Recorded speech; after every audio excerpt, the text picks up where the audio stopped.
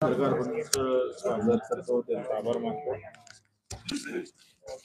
उद्यापासून आमची पदयात्रा सुरू होत आहे. पापडवाडून ते चिंचलगाव, चिंचलगावानच आहे ना, चिलगव्हाण. त्याने उलट कसं लावलं चालते. चिलगव्हाणला त्याचा समारोप 14 तारखेला 11 वाजता आहे. या यात्रेचे खरे तर 2-3 उद्देश आहे. एक तर सरकारवर दबाव निर्माण करण्यासाठी आम्ही हे करतोय, लोकांपर्यंत जातो आहे. दुसरं 2 ऑक्टोबरला जे आमचं आंदोलन आहे त्याच्यामध्ये प्रचंड संख्येनं लोकांना आले पाहिजे, शेतकरी शेतमजूर आलं पाहिजे म्हणून तो प्रचार आम्ही गावोगावी घरोघरी जाऊन करतो आहे. 2 ऑक्टोबर आमच्यासाठी सगळ्यात मोठं लक्ष आहे त्या आंदोलनाचं आणि त्या आंदोलनात भर पडावी म्हणून आम्ही हे करतो आहे. तिसरं सरकारचं लक्ष वेधाचं आहे आणि या माध्यमातून पक्ष, पात, धर्म, जात सगळं सोबत ठेवून शेतकरी शेतमजूर म्हणून जगता आलं पाहिजे. काल जसे उद्योजन राज्य एकत्र आले तसे मजूर आणि शेतकरी एकत्र होऊन हा लढा जसा हिंदूचा आहे, मुस्लिमांचा आहे, बौद्धांचा आहे, ओबीसीचा आहे, मराठ्यांचा आहे, तिकडे मराठी माणसाचा आहे, हिंदी भाषिकांचा आहे, सगळ्यांचा आहे. मी शेतकरी म्हणून हे लढता येईल का? आणि या सगळ्या धार्मिक जातीय याच्यामध्ये कट्टरतेमध्ये माझा शेतकरी शेतमजूर जगू शकन का, तो मागं पडू नये याच्यासाठी सुद्धा आम्ही हे पदयात्रा काढतो आहे. ही यात्रा झाल्यानंतर आम्ही नागपूर भागातही काढणार आहोत. जे काही मीटिंग आमच्या झाल्या त्याचे शासन निर्णय निघणं फार महत्वाचे. मीटिंग सकारात्मक झाली. त्यांनी सांगितलं का अधिवेशन काळामध्ये आम्ही आता उच्चस्तरीय समिती गठीत करू, मान्य आहे. पण तारीख कधी देणार, कर्जमाफीची तारीख कधी सांगणार आहे, कोणत्या तारखेला तुम्ही ते माफ करणार आहे, कशा पद्धतीनं माफ करणार आहे, ज्यांनी कर्ज भरलं सावकाराकडून घेऊन त्याचं माफ करणार का नाही करणार. आणि जे काही बऱ्याच याच्यापासून जर आपण पाहिलं का जिल्हा मध्यवर्ती बँक ज्या काही महाराष्ट्रामध्ये आहे त्या प्रचंड तोट्यात यायला लागलेल्या आहे आणि त्याची जी अनिष्ट तफावत आहे म्हणजे सोसायटीकडून शेतकऱ्याला कमी घेणे आहे पण बँकेचं सोसायटीकडून जास्त घेणं आहे. त्या अनिष्ट तफावत मध्ये सगळ्या बँका एनपीए मध्ये गेलेल्या आहे. त्या अनेक गोष्टी आहे. मागच्या वेळेस महात्मा फुले मधून सुटलेले पात्र आहे पण त्यांना कर्जमाफी पोहोचली नाही. छत्रपती शिवाजी महाराजांच्या कर्जमाफीमधूनही सुद्धा कर्जमाफीमध्ये नाव आलं पण त्याला कर्जमाफी भेटलेली नाही आहे. त्या सगळ्या गोष्टी घेऊन आम्हाला ही माफी समोर जायचं आहे. मला वाटतं ज्या वेळेस कर्जमाफी केली होती त्यावेळेस फडणवीस साहेबांना फार चांगलं सांगितलं होतं त्या कर्जमाफीनं प्रश्न मिटत नाही, ती व्यवस्था आहे. ते एकंदरीत या सगळ्या चढ उतारामध्ये ते आपण माफी करतो पण कर्ज आपण जर पाहतो तर कर्ज घेतल्या गेलं पाहिजे आणि ते फेडण्याची ताकद पण ठेवल्या गेली पाहिजे. अर्थात आपण नेहमी म्हणत असतो का घरावर सोन्याचे कौलं बसून चालणार नाही, धोरणं बदलावं लागेल. कारण उद्या आज सोन्याचे कौलं बसवले पण उद्या धोरणं जर बेकार असेल तर ते सोन्याचे कौलं सुद्धा विकायची वेळ येऊ नये. अशा या सगळ्या अवस्थेमध्ये साहेबरावजीनं जी एकंदरीत त्यांचं पूर्ण आयुष्य परिवार संपून टाकला, स्वतः संपले आणि बलिदान या शेतकऱ्यांसाठी दिलं, त्यांची आठवण म्हणून पुन्हा ही आमच्या कपाळावरचं कुंकू पुसल्या जाऊ नये आमच्या मायमाऊलीच्या, त्याच्यासाठी हा आम्ही प्रामाणिकपणे प्रयत्न करतोय. आम्ही आव्हानही करतोय आहे सगळ्यांना, तुमच्या माध्यमातून आव्हान करतोय का एखाद्याच बच्चूकडे उभा राहिला तर मत मारू नका पण या आंदोलनात शेतकरी मजूर म्हणून एकत्र व्हा. कारण ही यात्रा म्हणजे राजकीय यात्रा नाही. आम्ही आमचा प्रहारचा झेंडा वापरणार नाही. बच्चू कडू नाव वापरलं नसतं पण आता प्रमुख नेतृत्वच मला करावं लागत असल्यामुळं ते आम्हाला करावं लागेल. परंतु आमची एकच इच्छा आहे का एक शेतकऱ्याचा आवाज, मजुराचा आवाज जो जाती धर्म आणि भाषा वादामुळे जो काही दबत चाललेला आहे तो मोठ्या ताकदीनं उभा राहायला पाहिजे, हे प्रामाणिक इच्छा आहे. आजही तुम्हाला माहिती आहे किती शेतकऱ्याच्या आत्महत्या, एका 6 महिन्यात 1200 शेतकऱ्यांनी आत्महत्या केल्या. यवतमाळ अमरावती आघाडीवर आहे आणि मला असं वाटतं का आपण सर्वांनी हा जो बाणा आहे, जो काही आमचं रोजमरण येत आहे ते आलेलं रोजमरण आम्ही हे पण आवाहन करतोय का आत्महत्याने आपण लढलं शिकलं पाहिजे, लढून उरून पुरलं पाहिजे, आत्महत्या थांबल्या पाहिजे. त्या धोरणाने थांबल्या पाहिजे आणि आमच्या आत्मनिर्भरतेनं आमच्या स्वतःच्या ताकदीवर त्या कशा थांबवता येईल. म्हणजे मृत्यू जवळ करत असताना आम्ही सरकारला कुठं धारेवर धरता येईल का? त्याच्यासोबत लढता येईल का? हाही विचार आम्ही शेतकऱ्यांच्या डोक्यात टाकण्याचा प्रामाणिकपणे प्रयत्न करतो आहे. हे प्रश्न असेल तर त्याबद्दल एक शंका घेतली जाते. आमच्या यवतमाळ जिल्ह्यातले एक नेते आहेत सिकंदर शाह म्हणून, त्यांनी प्रेस दिनांक पेपरलाही आली आहे की आता जे सत्तेमध्ये लोक आहेत त्यांच्यासोबत तुम्ही गेले होते आसामला, त्या सत्तेमध्ये आहे. अशा याच्यात तुम्ही जे काही करत आहे हा एक ड्रामा आहे आणि सत्तेसाठी तुम्ही करत आहे. तुम्ही त्यावेळेस गेले होते, तुम्हाला माहित होतं की हे शेतकरी विरोधी लोक आहेत, या सत्तेत आहे, तर या ह्याच्यात तुमची काय बाजू आहे? कसं आहे ते गरीब माणसाची पोरगी पळून गेली तर ते पळून गेली असं म्हणतो. श्रीमंताची गेली तर त्याचा लव होतो म्हणतो, त्याचं प्रेम होतं बा. हे प्रश्न अजितदादाला कधी विचारले नाही, तुम्ही विचारले नाही, तुमची ताकद नाही. तुम्ही राज ठाकरे आणि उद्धव साहेबांना हे प्रश्न विचारले नाही. काय एकमेकाच्या विरोधात लोक बोलत होते दोघं जण, हे विचाराचं धाडस त्यांना नाही. आम्ही गरीब आहोत का नाही, आम्ही एकदम लहान आहोत. त्याच्यानं माझं तेच आहे. नेहमी तुम्ही गुवाहाटी म्हणतो, बच्चू कडू हे कबूल करतं का आम्ही गुवाहाटीला गेलो, पण त्या नामर्दाच्या अवलादीला आम्ही सांगतोय का आम्ही जे गेलो होतो ते आम्ही त्याच्यात दिव्यांग मंत्रालय स्थापित केलं. जगाच्या पाठीवर आम्ही मेल्यानंतरही सुद्धा त्या दिव्यांग मंत्रालय पाहताना आमच्या जाण्यापेक्षा आमच्या जाण्यानं जे प्राप्त केलं ते लाख मोलाचं आहे. हे जेव्हा अशा नामर्दाच्या अवलादीला समजन तेव्हा ते लक्षात येईल. काय बदल काय झालं हे सांगायची गरज आहे का? तुम्ही एक सांगा, काय काय उलथापालथ होतं राजकारणामध्ये हे आपण समजून घेतलं पाहिजे. आणि तुमच्या या घरातला एक कोपरा बेकार झाला तर घर पाडत नाही ना आपण, त्याला दुरुस्ती करतो. हा हात बेकार झाला का तोडून टाकतो का आपण? त्याच्यावर दुरुस्ती करावं लागतं. त्याच्यामुळे असे नसले असले प्रश्न म्हणजे पत्रकारांनी किती दिवस गुवाहाटी चालवणार? तुम्ही किती दिवस चालवणार? नाही, किती दिवस चालवणार आहे ह्याचा आपण एवढा चांगला विषय घेऊन आम्ही येत असताना तुम्ही त्या विषयाला धरून पहिले प्रश्न विचारून नंतर बाकीचे विचारलं असतं तर तुमच्याबद्दल आदर आमचा वाढला असता. परंतु आपण सुद्धा पत्रकार म्हणून हे तारतम्य ठेवणं फार गरजेचं आहे मला असं वाटतं. तर आम्ही एवढा चांगला विषय जो शेतकऱ्याच्या आत्महत्येच्या विषयापेक्षा गुवाहाटीचा विषय महत्वाचा आहे का? नाही, ते तुमचा प्रश्न नाही. तुम्ही विचारताना माझं काय म्हणणं आहे का तुम्ही कोण शेतकरी मी त्याला ओळखत नाही, ते जाऊ द्या चुलीत, पण तुम्ही ते भान ठेवणं फार गरजेचं आहे. पण ते तुम्ही ठीक आहे आता अधिक समोर विचारा काय. आपण त्यावेळेला यवतमाळ बैलबंडी मोर्चा काढला होता, त्यावेळेला हा प्रश्न घेतला होता शेतकऱ्यांना कर्जमाफ झालं पाहिजे आणि शेती उत्पादित मालाला भाव मिळाला पाहिजे. तुमच्या त्या आंदोलनाला सरकारकडे प्रतिसाद त्यावेळेला मिळाला. त्याच्यानंतर दोनदा माफ झाले. तुम्ही ते लक्ष ठेवत नाही. माझा प्रश्न असा आहे, तुम्ही जे आंदोलन आता सुरू केलं 19 मार्च 1986 रोजी साहेबराव करपे पाटलांनी आत्महत्या केली होती आणि ती यवतमाळ जिल्ह्यातलीच नव्हे तर महाराष्ट्रातली एक सगळ्यात मोठी दाहक आणि विदारक आत्महत्या होती. बच्चू भाऊ, याच्यानंतर 2001 पासून ज्या नोंदी सरकारनं सुरू केल्या, यवतमाळ जिल्ह्यामध्ये एकट्या 6,500 शेतकऱ्याच्या आत्महत्या झालेल्या आहेत. त्याच्यापैकी 50% जे शेतकरी आत्महत्याग्रस्त शेतकऱ्यांचे कुटुंब आहेत, 50% कुटुंबांना मदतच मिळाली नाही. ते वेगवेगळ्या कारणानं जिल्हास्तरीय समित्यांनी त्याच्यातून त्यांना नाकारलेला आहे किंवा वगळलेला आहे. दुसरी महत्वाची गोष्ट म्हणजे त्यांना जी 1 लाखाची मदत 2001 पासून दिली जाते त्या मदतीत अजिबात वाढ झालेली नाही, कुठल्याही पद्धतीने वाढ झाली. बरोबर आहे. आता आत्महत्या झाल्यावर ते पात्र करून घेणं हे स्थानिक पालकमंत्री आहे, स्थानिक आमदार आहे, त्यांचे त्या समितीचे ते सदस्य ते अध्यक्ष असतं, त्या आरडीसीला सांगून त्या पात्र करून घेणं त्याचं कर्तव्य असते. बरेचदा ह्या तपासल्या पाहिजे, त्याच्यासाठीच तर आपण आमदाराला निवडून देतो ना, खासदाराला कशाला निवडून देतोय?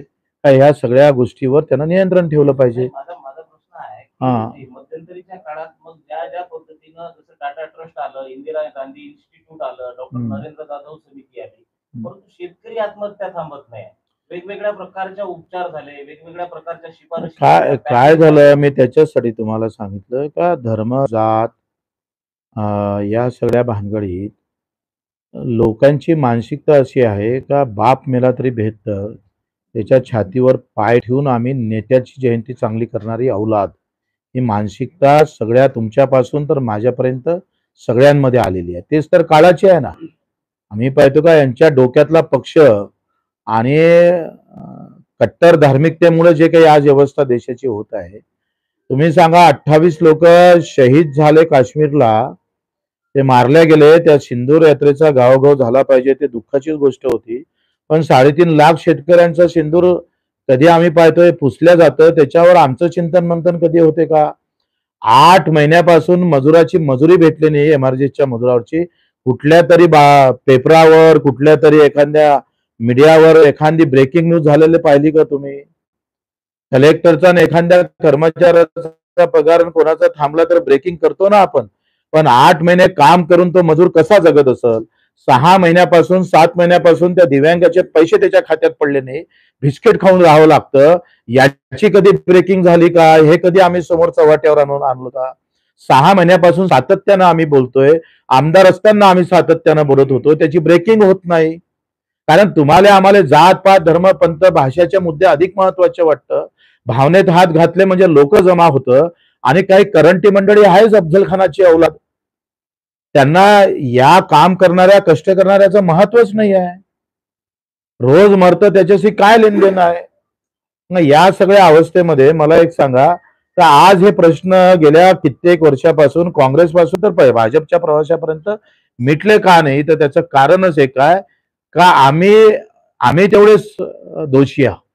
कुठल्या तरी शेतकऱ्यानं असं एक बॅनर लावलं का हो गावात का मागच्या वर्षी आम्हाला धानाले भाव भेटला नाही, आम्हाला सोयाबीनचा भाव भेटला नाही म्हणून आम्ही तुम्हाला मत मारत नाही, असं कधी म्हटलं काय? बरं नाही मारत सोडा, तुम्ही असं करा म्हणजे मी तुला मत मारतो, असं तरी म्हटलं का हो कुठं? असं म्हटलं?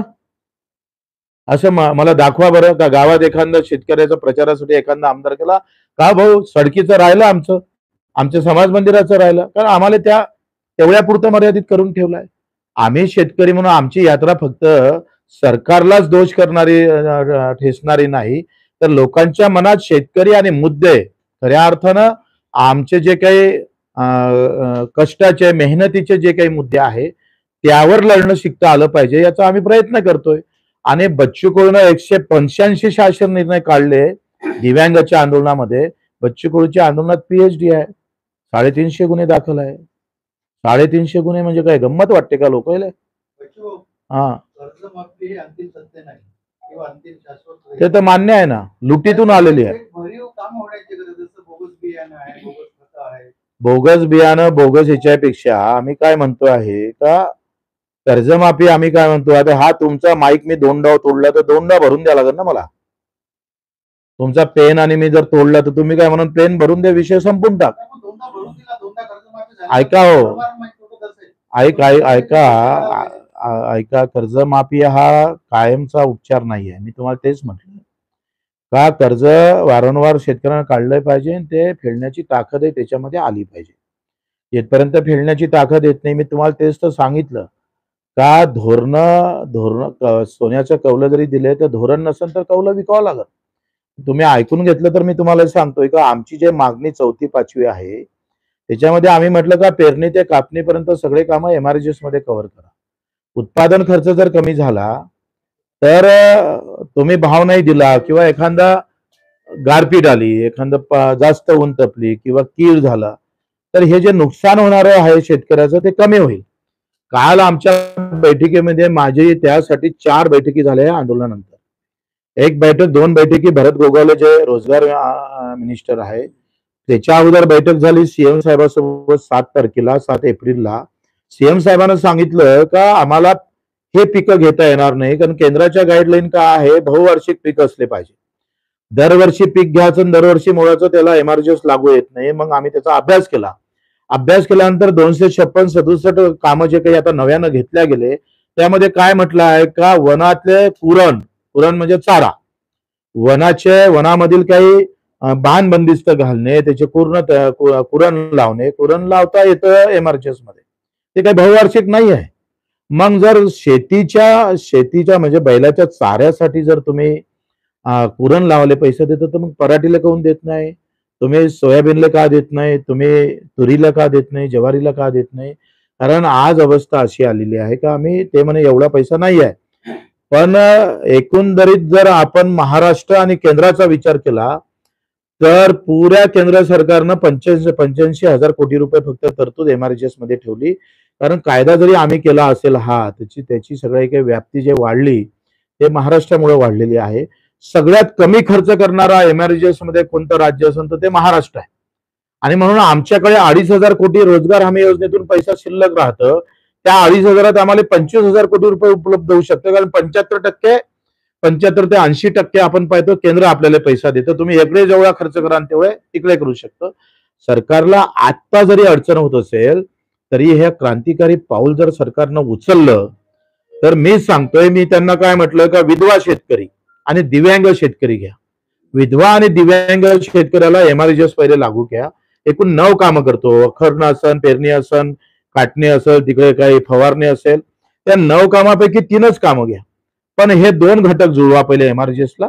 आणि हे 2 घटक जुळले का धीरे धीरे आपल्याला चांगल्या प्रकारचे अनुभव जर आले तर तुम्ही भाव देऊ शकत नाही आणि याचा काय आजाय देऊ शकत नाही. यांचा आजाय भाव देऊ शकत नाही कारण ते मानसिकता नाही आहे. आणि मानसिकता नसल्यामुळं एक तर षडयंत्र असं आहे का हा शेतकरी ना शेती विकली पाहिजे. जशा आम्ही पाहतो का शाळा ह्या सरकारी शाळा बंद होऊन प्रायव्हेट शाळा आल्या पाहिजे. सरकारी हॉस्पिटल बंद करून पुन्हा प्रायव्हेट हॉस्पिटल उभे राहिले पाहिजे. म्हणजे तो व्यापार झाला पाहिजे आणि व्यापारातून पुन्हा तुमचं शोषण झालं पाहिजे. हे षडयंत्र आहे व्यवस्थित आणि ते 25-30% ठरवतात. तसंच एक षडयंत्र आहे का शेतीच्या मालाचे भाव दिवसांदिवस कमी होते पण शेतीचे भाव वाढत चाललेले लक्षात घ्या. हा मोठा संशोधनाचा विषय आहे आणि हे व्यवस्थित आम्ही पाहतो या देशामध्ये इथून 50 ते 60 वर्षाचं प्लॅनिंग असंच आहे का शेती विकून ते व्यापारामध्ये आली पाहिजे आणि व्यापारीकरण झालं म्हणजे मग व्यवस्थित आम्ही पाहतो त्याचं प्लॅनिंग. जे 3 काळे कायदे जर रद्द झाले नसते तर आज आपण पाहतोय का त्याचा एक पहिला टप्पा आपण पूर्ण केला असता तर पंजाबच्या शेतकऱ्याचं आभार मानव तेवढे कमीच आहे. आणि म्हणून आम्ही पेरणी ते कापणीपर्यंत हे काम जर त्याच्यातून कव्हर झाले तर उत्पादन खर्च कमी होईल आणि उत्पादन खर्च कमी झाला तर आपोआपच नफ्याचा वाटेकरी शेतकरी झाल्याशिवाय राहणार नाही. कारण उत्पादन खर्च वाढला, शेतीतून शेतकरी उभा राहिला नाही तर शेतीतून कारखानदारी उभी राहिली. म्हणजे खत कारखानदारवाला उभा राहिला, औषधी तयार करणारा उभा राहिला, बियाणं तयार करणारा उभा राहिला आणि त्या कारखानदारीतून पुन्हा एक कारखानदारी उभी राहिली. ती म्हणजे तुमच्या आमच्या माणसाची औषध देणारी कारखानदारी उभी राहिली. कारण आम्ही विष युक्त अशी शेती करणं सुरू केली आणि त्याच्यातून कारखानदारी उभी राहण्याचं हे एक व्यवस्थित षडयंत्र आज रोजी पूर्ण झालेलं आहे. आता लोक बोंबलायला लागले का विषमुक्त शेती पाहिजे. मग विषमुक्त शेती पाहिजे आणि गाय वाचली पाहिजे, त्याचा बैल कापला नाही पाहिजे असं भाजपवाल्याला वाटत असन तर नेपाळमध्ये सेंद्रिय शेतीला आम्ही पाहतोय सेंद्रिय खताला आपण सबसिडी देतो. इतर रासायनिक खताला 448 रुपयाचं पोतं भेटतं रासायनिक खताचं. आता त्या रासायनिक खताला 448च्या पोत्याले सरकार आम्ही पाहतोय आमचं मायबाप सरकार जे आहे केंद्र सरकार एका खताच्या मागे 1700 रुपये सबसिडी देतो.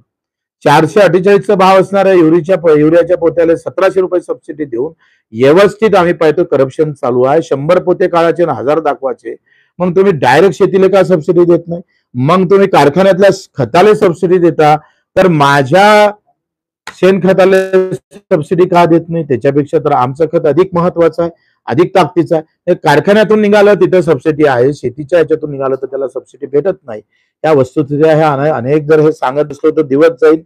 आम्ही जर एकंदरीत पाहिलं तर 4 लाख कोटी रुपयाचं बजेट आहे रासायनिक खतं आणि औषधी बियाणावर. म्हणजे या मूठभर कंपन्या 4 लाख कोटीच्या घरात जातं भाऊ.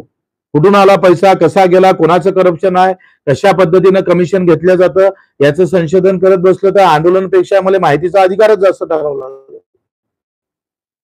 ही वस्तुस्थिती. आम्ही जे म्हणतोय का फळ उत्पादन म्हणजे संत्रा असेल, मोसंबी असेल, तुमचे काय द्राक्ष असेल, आंबा असेल, जे काय असणार त्याला तुम्ही 3-5 करा ना, 3 वर्षाचा तुम्ही लागवडीला पैसा देता. पण 3 वर्षानंतर 5 वर्षानंतर झाड झाल्यानंतर त्याचा जो खर्च व्यवस्थापन वाढतोय. आपण एक्सपोर्ट करणारा देश आहे. आपल्या देशातून सगळ्यात जास्त एक्सपोर्ट भाजीपाला आणि फळं पिकं होते. त्याला जर प्रोत्साहन द्यायचं असेल तर तुम्ही ही शेती स्वस्त कशी करता येईल आणि त्याच्यातून आम्ही एक्सपोर्ट जर केलं तर त्याच्यातून पैसे येईल ना. आपण कापसाच्या एक्सपोर्ट मधून 3.5 लाख कोटी रुपये आपल्याला भेटले. कांद्याच्या एक्सपोर्ट मधून आपण 2 लाख कोटी रुपये कमावले. मग आलेला एक्सपोर्ट जो शुल्क आला तो आरबीआय मार्फत आम्हाला भेटतं, पण ते शेतकऱ्यासाठी वापरले का तुम्ही? याचा हिशोब कोण घेणार आहे? तामिळनाडूचं सरकार 3.5 लाख कोटीचं बजेट मांडत असताना 45,000 कोटीची तरतूद ठेवतंय. आमचं सरकार 7.5 लाख कोटीचं बजेट मांडत असताना फक्त 19,000 कोटी शेतकऱ्यासाठी ठेवत असेल तर मग आम्ही बोंबाचं नाही का? आम्ही आंदोलन करायचं नाही का? आणि गुवाहाटीत सांगून पुन्हा आम्हाला तुम्ही पाहतोय त्याला खच्चीकरण करण्याचा जो प्रयत्न करतोय हे काही षडयंत्र आहे. या सगळ्या गोष्टीला पत्रकारांना तर समजून घेतलं पाहिजे का नाही? कुठेतरी आपलं जर आपला महाराष्ट्राचा विचार करतो म्हटलं विदर्भातच आणि प्रामुख्याने यवतमाळ अमरावती या बेल्टमध्ये शेतकऱ्याच्या आत्महत्या जास्त, त्या तुलनेत पश्चिम महाराष्ट्रात अशा आत्महत्या आपण बघत नाही. कुठेतरी विदर्भाचा क्रॉप पॅटर्न चुकीचा आहे असं नाही वाटत का? कसं आहे, क्रॉप पॅटर्न पेक्षा तिकडले कर्ज जर तुम्ही पाहिले, काय झालंय की ऊस उत्पादक शेतकऱ्याची अवस्था काही फार चांगली असं नाहीये. तुम्ही जर पाहिली तर रिकव्हरी मागच्या वर्षीची पकडल्या जातं ऊसाची आणि ते एकट्टे रिकव्हरी पकडल्या जातं. हा जो पैसा आहे का एकतर तिथं पाण्याची व्यवस्था झाली आणि दुसरी काही जोडधंदा दुधाचा सगळीकडे सार्वत्रिक निर्माण झाला, त्याच्यामुळे थोडी कमी जास्त आहे. आणि मोठे शहर सगळे लागल्यामुळे काय झालंय, पश्चिम महाराष्ट्राच्या सोबतीला पुन्हा उभं राहिलं. आज कोकणातल्या आत्महत्या का होत नाही? कारण मुंबई त्याला सपोर्ट म्हणून उभी राहिली. कारण 75% रोजगार एक तरी पोरग मुंबईमध्ये आहे. हा त्याला खरं तर मूळ ऊस आणि याच्यामुळे तो शेतकरी आत्महत्या करत नाही असं नाही आहे. त्याला ह्या मोठ्या शहरात जसं हा सगळा बेल्ट जर पाहिला तर अहमदाबाद पासून तर इकडे मुंबई ते पुन्हा कर्नाटकमध्ये समुद्राच्या किनाऱ्यावर आपण जातो गोव्याच्या, या सगळ्या किनारपट्टी हे पहिलेपासून सुख संपत्तीमध्ये गेले. कारण उद्योगाचं क्षेत्र तिथं उभं राहिलं. मी इथं उद्योग उभा करतो म्हटलं तर इथून मला पुन्हा मुंबईला माल न्यावं लागतं आणि तिथून जहाजानं आम्हाला तिकडे माल नेणं हे आम्हाला त्या उद्योगपत्यांना ते फार जवळीचं पडत नाही, व्यवस्थित पडत नाही. त्याच्यामुळं याचे परिणाम, वाढत्या शहराचे परिणाम तेच झालं ना. मुळात काय आहे का आम्हाला सगळ्यांना असं वाटते पाहिजे का शहरं फुगले पाहिजे, भांडे घासायला माणसं सापडले पाहिजे, झाडू करायला माणसं सापडले पाहिजे, माझ्या लहान लहान दुकानावर कामगार सापडला पाहिजे. कारण खेडी गरीब केल्याशिवाय ते भेटू शकत नाही. हे काळ्या दगडावरची पांढरी रेष आहे आणि म्हणून हे बदलून चालत नाही. उलट माझं काय मत आहे, आमची दुसरी मागणी का आहे ते पुऱ्या देशातल्या शेतकऱ्याच्या संघटनेची मागणी आहे. काय तर हमी भाव 50% नफा धरून काढला पाहिजे आणि हमी भावाचा कायदा केला पाहिजे. जसं अमेरिकेनं बजेट मधल्या 60% निधी हा कृषीवरच खर्च करता येईल असा जो कायदा केला, तो कायदा आम्हाला करायला काय हरकत आहे? हमी भावाचा जर कायदा झाला आणि त्याच्या खाली जर कोणी खरेदी केलं तर मग त्याच्यावर कारवाई होईल. 2 मार्ग आम्ही दिलेले आहे. आमच्या एका मार्गात उत्पादन खर्च कमी करण्याचा आहे आणि दुसरा मार्ग आमचा भावाचा आहे. उत्पादन खर्च जरी कमी झाला आणि ऊन वारा पाऊस काही जरी आलं तर माझं नुकसान कमी होईल. आज 80% खर्च हा मजुरीवर आहे आणि मजुरीचा खर्च जर कमी झाला आणि गावातल्या लोकांना मजुरी भेटन, शेती स्वतः राबवलं तर उत्पादन खर्च कमी झाला तर तो व्यवस्थित आम्ही पाहतोय त्याचे 2 पैसे त्याला जास्त भेटत. सेंद्रिय शेतीबद्दल आपण पुरस्कार केला होता, परंतु एसटीबीटी हर्बिसाइड टॉलरन्सची जी बियाणे आहेत या जे तणनाशक सहनशील बियाणं म्हणून मानलं जाते आणि सगळ्या स्वतंत्र भारत पक्षापासून तर शेतकरी संघटना त्या बियाण्याची मागणी आता प्रामुख्यानं करत आहे. हे सगळं बियाणं गुजरात मधून येत आहे. आता जे वास्तविक ते भारताच्या जेनेटिक इंजिनिअरिंग कमिटीने त्याला मान्यता दिलेली नाही आहे आणि मान्यता नसताना ते जे बियाणं इथं येत आहे ते टोटली गुजरात मधलं आहे. गुजरात मधलं जरी बियाणं असलं तर त्याचा एक दुसरी बाजू अशी आहे की ते अर्थकारणाशी जोडली आहे. आपण काय म्हणतोय, आता 2 गोष्टी तुम्हाला सांगतो. एक गोष्ट काय आहे का गोमाता वाचवा, मान्य आहे, ते वाचलीच पाहिजे आणि मग वाचली पाहिजे तर कोणाच्या खांद्यावर भार घेऊन वाचली पाहिजे? तुम्ही सांगा, जेव्हा भाकड गाय होतं आणि तिला विकासाठी काही आम्ही विकू शकत नाही, तिला ठेवावं लागतं, 100 रुपये रोज घेतं का नाही घेते? मग याच्यामध्ये सरकारनं हातभार लावा नाही, कायदा करून झाले. बोलले तुम्ही, प्रभू रामचंद्राची शपथ घेऊन बोलता आलं तुम्हाला, पण ते गाय वागवा लागतं शेतकऱ्याला, त्याच्यासाठी करायची ताकद आहे का तुमच्यामध्ये? हा आदर्श आहे का प्रभू रामचंद्राचा? मग तुम्ही सांगतोय त्याचे जीन्स आमच्या शरीरात आले नाही पाहिजे, कॅन्सर नाही झाला पाहिजे असं तुम्हाला वाटत असेल तर मग निधाचा खर्च तर द्या ना. आम्ही नाही टाकत, ते बीटी लावत नाही. आम्ही बीटी का लावून आलोय? का आम्हाला निधाचा खर्च वाचल, बरोबर का नाही? मग हे काय आम्हीच पाळायचं काय सगळं शेतकऱ्यानं? एसटीबीटीच्या संदर्भात तर आहे, STB. पण आपलं जे पंजाबराव देशमुख कृषी विद्यापीठ आहे किंवा त्यांची जी आपले कापूस संशोधन केंद्र आहे महाराष्ट्रातले, मग नागपूरचं असेल, नांदेडचं ते असेल, सगळं मान्य आहे. पण तिथं तिथल्या क्षेत्रावर हे काहीच करत नाही. बियाणे शेतकरी वापरून राहिले. काय तुम्ही माझं म्हणणं आहे ते वापरलंच पाहिजे जेथपर्यंत तुम्ही काय म्हणताय? सरकारचं काय म्हणणं आहे? त्याच्यातून कॅन्सर होतं, असं होते, तसं होते. त्या कंपनीवर अमेरिकेमध्ये 3 कोटीचा दावा ठोकलेला आहे. 300 करोडचा. 300 नाही, 3 नाही, 300 करोडचा. ते भरूनही द्यावं लागलं त्या कंपनीला पैसे. पण माझं असं म्हणत आहे, आम्हीच ठेका घेतला का? आम्ही ठेका घेतला शेतकऱ्यानं? एवढं मोठं भेसळयुक्त दूध येते तेव्हा सरकार कुठं जातं? तुमच्यासोबत आम्ही मरूनच राहतो, तुम्ही मरा. ते तर जीन्स असं आहे, ते तुम्ही कपडे घातले तरी तुम्हाला कॅन्सर होईल भविष्यात. 2022 मध्ये घटना आहे. आपल्या अमरावती जिल्ह्यातील मुळशी रोडवर कृषी केंद्रावरील 10 टाकी असता कारखान्यामध्ये 4,500 बोगस खत त्यांना सापडलं आणि 15 लिटर पित्याचा साठा सापडला होता. त्यावेळेस कृषी मंत्री आपले धनंजय मुंडे साहेब होते. त्यांनी अशा लोकांवर मोका लावण्याचा एक प्रस्ताव तयार केला. त्या प्रस्तावाला कृषी केंद्रावाल्यांनी विरोध केला होता. 3 दिवस बंद ठेवले होते त्यांनी कृषी केंद्र. त्यावेळेस सरकार नमल्यामागचं कारण काय आणि त्यावेळेस तुम्ही सरकारच्या पाठीशी नाही, पाठीशी होते म्हणजे मी एकटा आमदार होतो. तुमचं काय झालं? काही झालं का? तू आता निघाला का नाही इथं, तर तुला पहिले मारून टाकू आम्ही. तुम्ही आता पाठीशी होते, तुम्ही तेव्हा तिथं होते. म्हणजे ना तसं आहे, तुम्ही कॅपॅसिटी ओळखली पाहिजे. बच्चू कडूच्या एका आमदारकीमुळं, एका मतामुळे जर सरकार पडलं असतं तर आम्ही शेतकऱ्याचे कायदे करून घेतले असते ना. माझ्या जाण्यामुळं जर गुवाहाटी निर्माण होऊ शकते तर आमची ताकद येईल तेव्हा आम्ही हे करू ना. प्रश्न एक लक्षात घ्या का या सगळ्या याच्यामध्ये हे जे षडयंत्र आहे त्याच्यात आम्ही सगळे त्याच्यात इन्व्हॉल्व असतो. सगळ्या गोष्टी त्याच्यात बरोबर चालते. ते काही दबाव गिबावामुळे काही कमी झालं नाही. त्याचे व्यवस्थित लेनदेन झालं असणार. मोठी घोषणा करायची व्यवस्थित. तुम्ही सांगा आधी हिंदी सक्तीचं काय केलं? भाजप सारखा हुशार पक्ष आहे, एवढा हुशार पक्ष जगाच्या पातळीवर कोणी आहे असं वाटते का तुम्हाला? जगाच्या पाठीवर भाजप एवढा हुशार पक्ष नाही आहे. आणि मग भाजपनं ऐन महानगरपालिकेच्या निवडणुका मुंबईच्या आहे, अशा वेळेस हिंदी सक्तीचं करणं याच्या मागचं कारण काय असेल?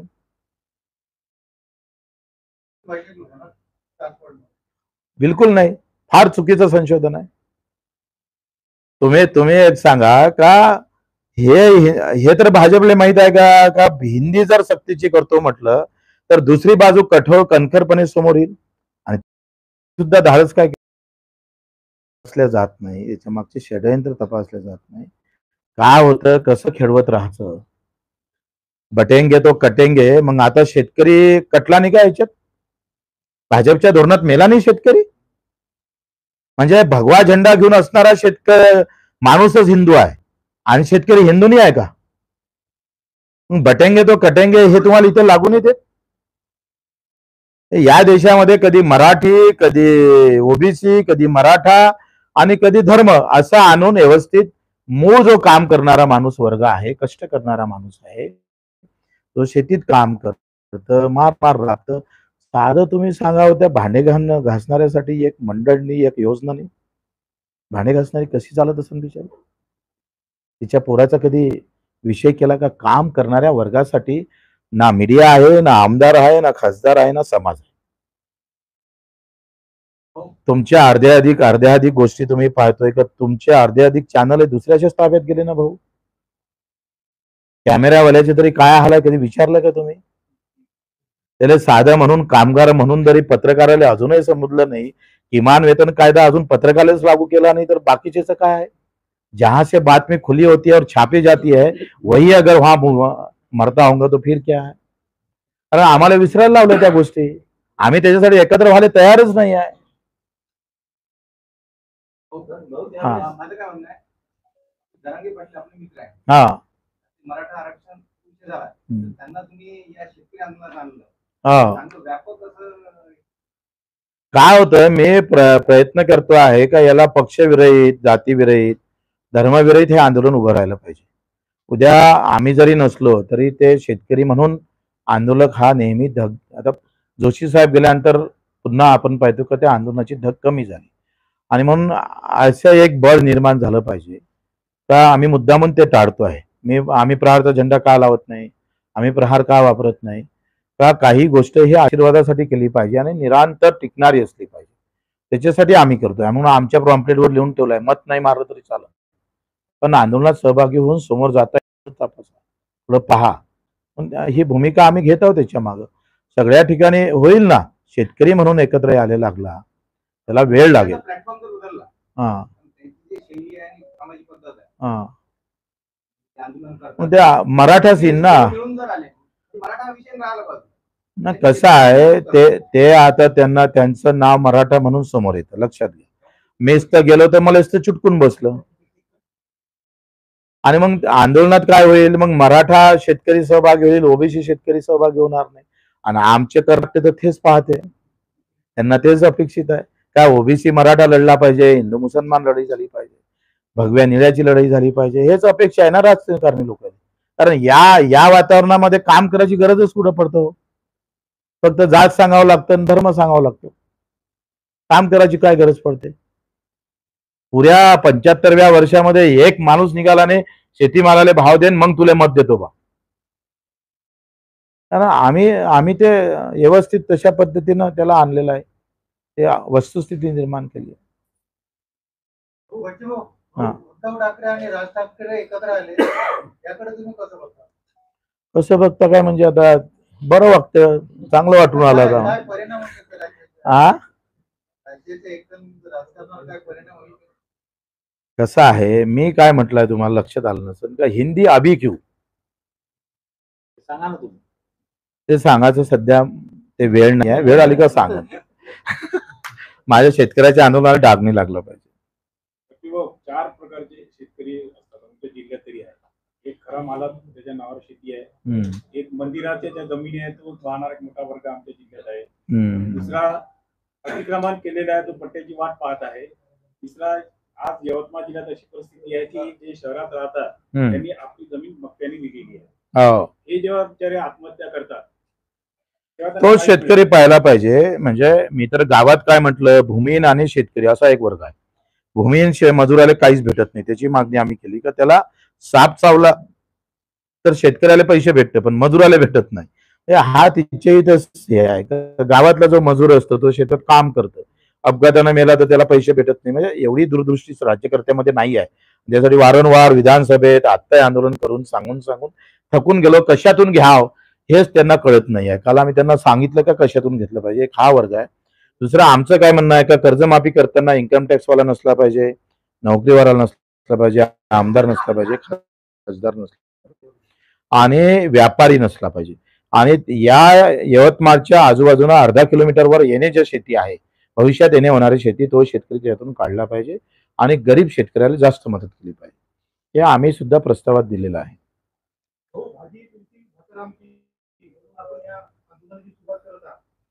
पण आतापर्यंत आपण पाहिलेलं आहे की काँग्रेसचं आंदोलन असताना शेतकऱ्याचा सहभाग नकाने होता. त्यानंतर शिवसेनेने पण असे मोर्चे काढलेले, पण त्याला शेतकऱ्याचा कोणताही सहभाग त्याच्यात दिसला नाही. आपल्या आंदोलनामध्ये शेतकऱ्याचा सहभाग असेल. आता आम्ही अन्नत्याग जर आंदोलन केलं तेव्हा सगळ्याच पक्षाचे, सगळ्या जातीचे लोक येऊन गेले. 1 लाखाच्या वरती लोकांना व्हिजिट दिल्या तिथे 7 दिवसात. त्याच्यानं तो सहभाग आहेच. आम्ही तो मिळवण्याचा प्रयत्न करू. आखरी कसं आहे, धर्माची एक जरी टिकली जरी फोडली तर त्याचा प्रभाव पडतो ना. आम्ही सुतळी बांब फोडला तरी तुमच्यापर्यंत आवाज येत नाही, त्याला काय करणार आहे. टाइम टेबल असेल ना. हा, टाइम टेबल दिला नाही का. अरे का रे बा, तुम्ही टाइम टेबल दिला नाही. अरे यार, असं काय 7 ते 14 नाही रे, कोणत्या गावात तारखेला कोणत्या गावात असं नका करू. आहे का, द्या ना दादाला द्या. त्या प्रॉम्प्लेटवर यांना दिलं नाही ना, यांना दिले त्याच्यावरच आहे. हा हा, हे प्रॉम्प्लेट आहे. प्रॉम्प्लेट इकडे जे ना काय म्हणत होते. सत्तेच्या विरोधात जास्त कम्फर्टेबल राहत असं नाही वाटत? मी सगळ्या मला तुम्ही लक्षात घ्या, मी 20 वर्ष राजकारणात बगर पार्टीचा राहिलो. बाकीच्या सारखा पाठिंबा घेऊन बच्चू कडू निवडून नाही आला. कधी भाजपचा कधी राष्ट्रवादीचा हात मिळवणे करून बच्चू कडू उभा नाही राहिला, निवडूनही आला नाही, भविष्यातही राहणार नाही. त्याच्यानं मी सत्तेत जरी असलो तर सत्तेत असताना राज्यमंत्री असताना माझ्यावर 4 गुन्हे दाखल आहे. स्वतः राज्यमंत्री असताना मी दिल्लीत जाऊन आंदोलन केलं आहे, लक्षात घ्या. त्याच्यानं आम्हाला सत्तेचा आमच्यावर काही परिणाम नाही पडत. हम जा है किसान के लिए है. हा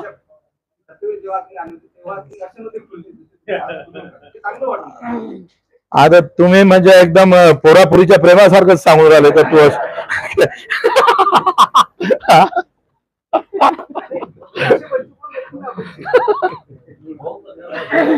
शेतकरी आंदोलनं जेवढी झाली ते आतापर्यंत शरद जोशींच्या आंदोलनाचं घ्या किंवा राजू शेट्टींच्या घ्या, जेवढी आंदोलनं झाली त्या आंदोलनाचे जेवढे नेतृत्व होते त्यांचं महत्व कालांतरानं शेतकऱ्यांमधून कमी होत गेलं. म्हणजे त्यांची जी विश्वासार्हता होती ती कमी कमी होत. असं काही नाही आहे, कालांतरानं सगळंच कमी कमी होते. उद्या मोदीजीचं महत्व तुम्ही सांगा, अडवाणीचं जे महत्व होतं ते जिवंत असताना मोदी आल्यावर राहिलं का? राहिलं का? आतापर्यंत शेतकरी असं तुमचं